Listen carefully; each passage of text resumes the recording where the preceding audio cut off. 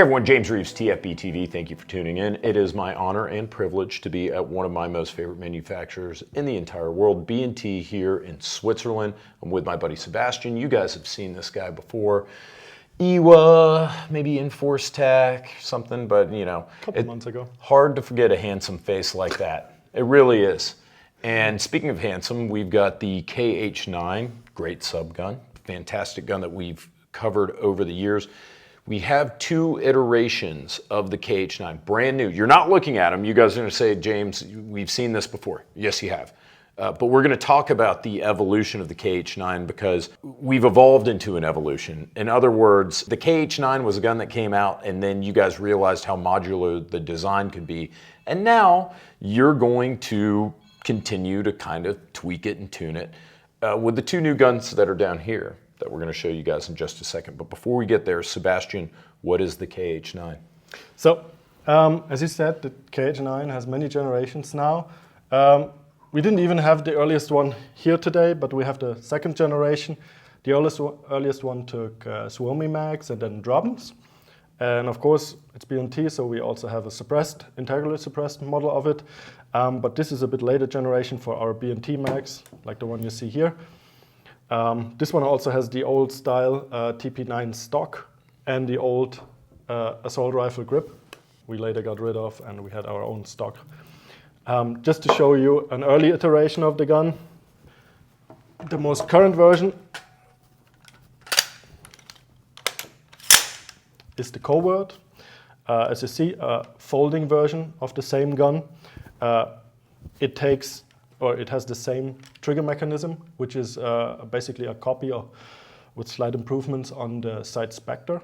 Karl originally wanted to buy all the tools and everything from them, but it was already destroyed when he got to contact them. That's a cool fact. So he actually reached out to the people who made the sight Spectre. Yes. And said, hey, can I buy the tooling? Yes. So can I reference Ian? Of course. Yeah, okay. Can you reference? No, I don't talk about, yeah, you can just say, there's a channel out there that talks about firearms that people don't remember. I don't want to reference the whole history, but Ian did a nice video on forgotten weapons, on the progression of the different models. He shows you the older ones as well. Suffice it to say, this is the latest generation we ended up with, but it's not the latest anymore. We're constantly working, and if you haven't heard it by now, KH9 stands for Karl's Hobby.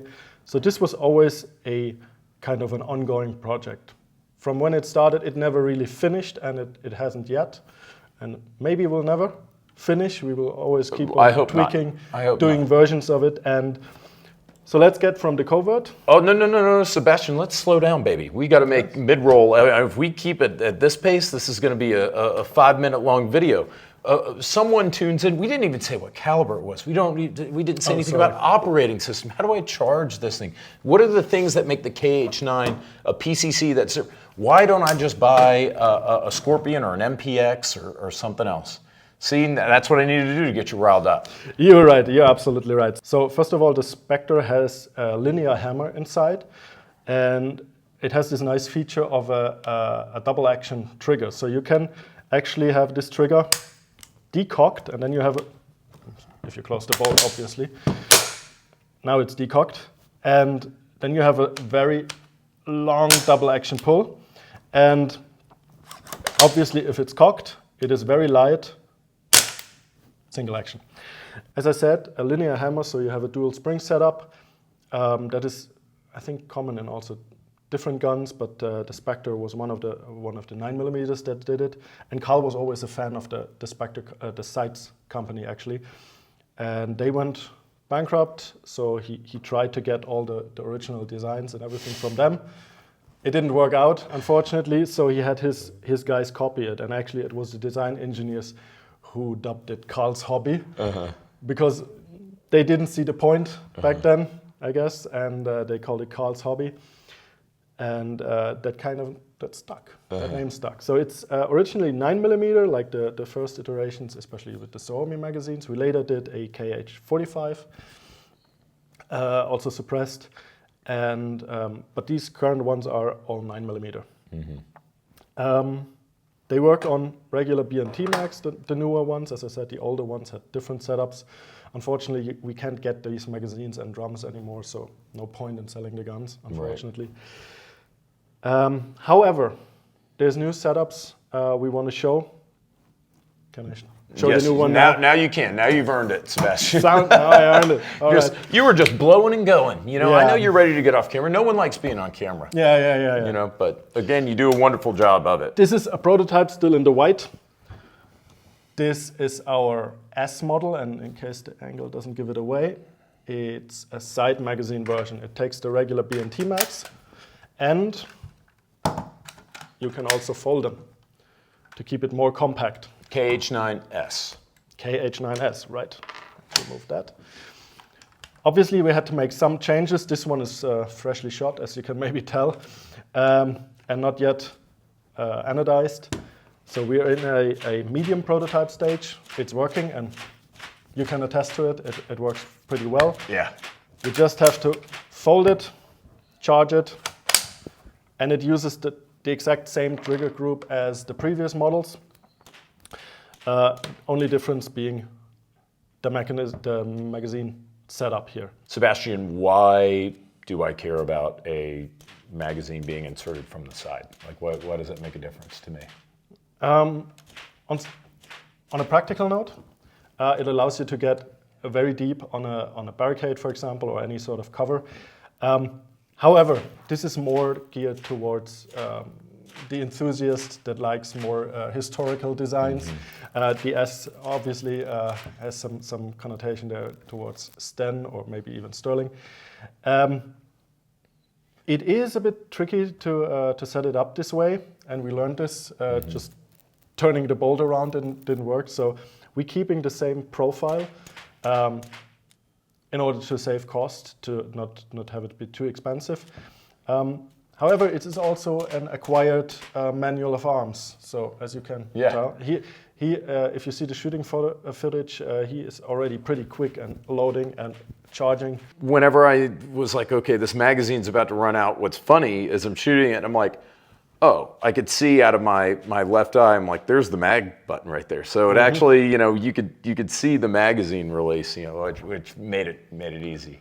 And also, this is the wrong magazine, but if you have the regular translucent types, you can actually see the column of bullets going inward. You can check your your ammo level. Immediately see it when shooting. Also, this is a prototype, so the final iteration will probably have the folding pistol grip. That is not fixed yet, but that is basically the first iteration we wanted to show. Oh, no, one other thing that I wanted to mention, because you demonstrated the fact that you can take this, you press that little tab, and you can fold it. And I was like, what's really the point of that?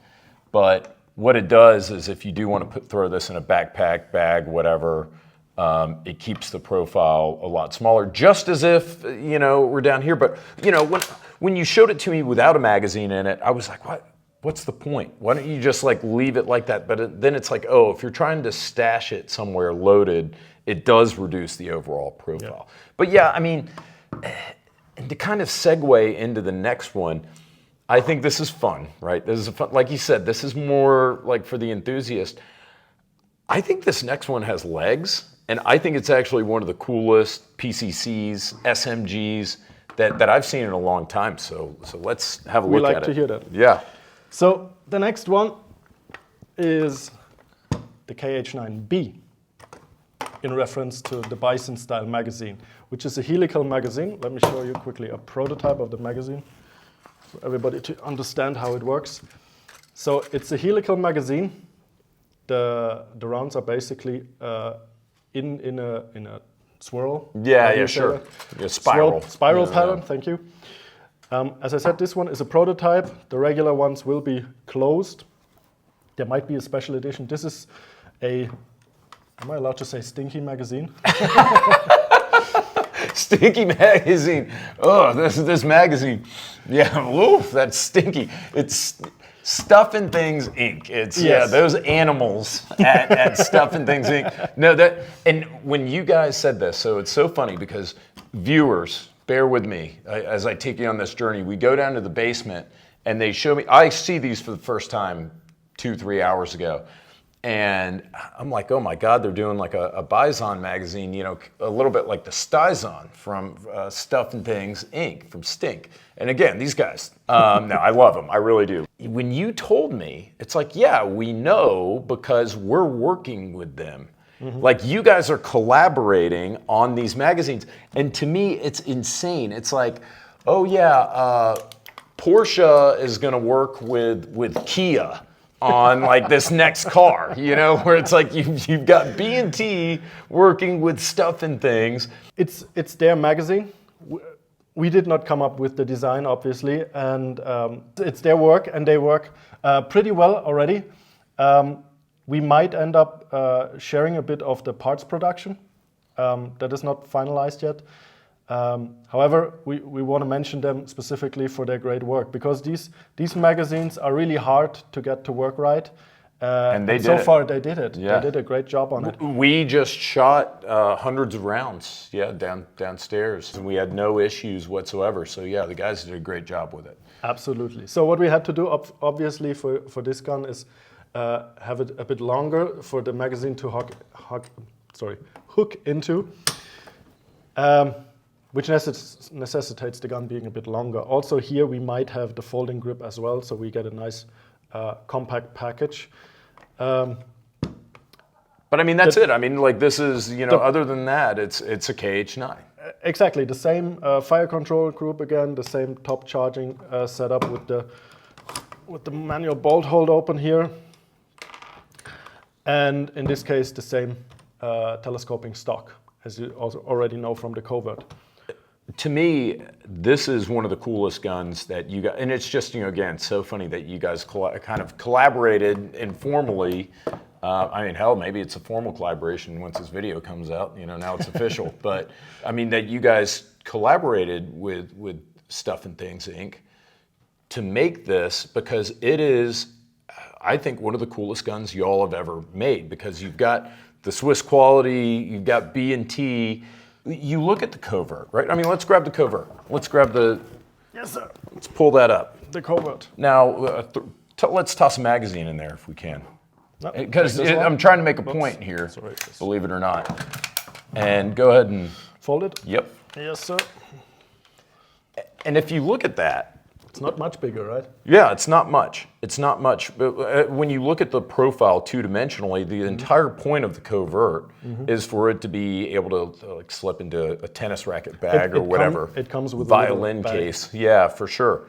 And this organically does that, and you don't need to do anything to further ready the gun. Like, Yes. I mean, you can throw it in hot and charged, and it's good to go, you know, versus this having to deploy the magazine and everything. So to me, this works so well with kind of the design of the KH9 that I had no idea this existed 3 hours ago. And now I'm like, this is one of my most favorite guns that you guys have made. And I'm really glad to know that you're collaborating with my fellow Americans over there at Stuff and Things, which they have a really good sticker that you get in the box. Have you seen this sticker?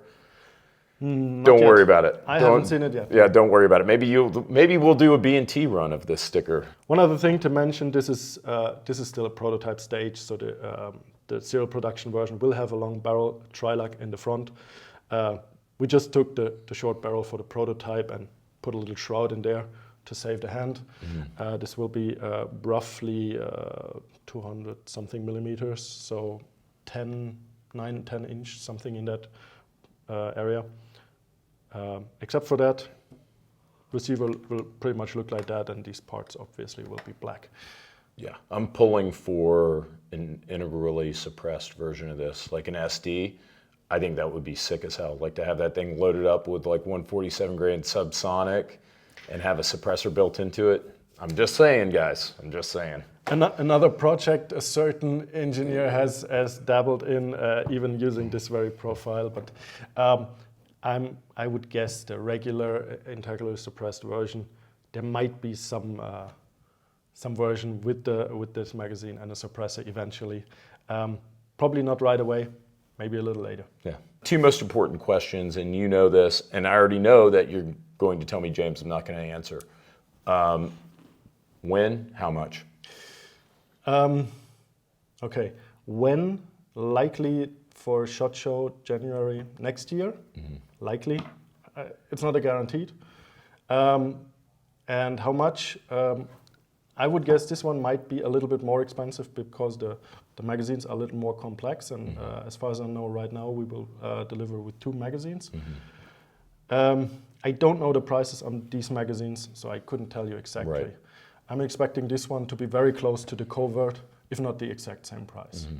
Sure. I mean, it's similar, right? But Pretty much, yeah. You use the same receiver extrusion, as I said, the same lower receiver there. So it's basically the same.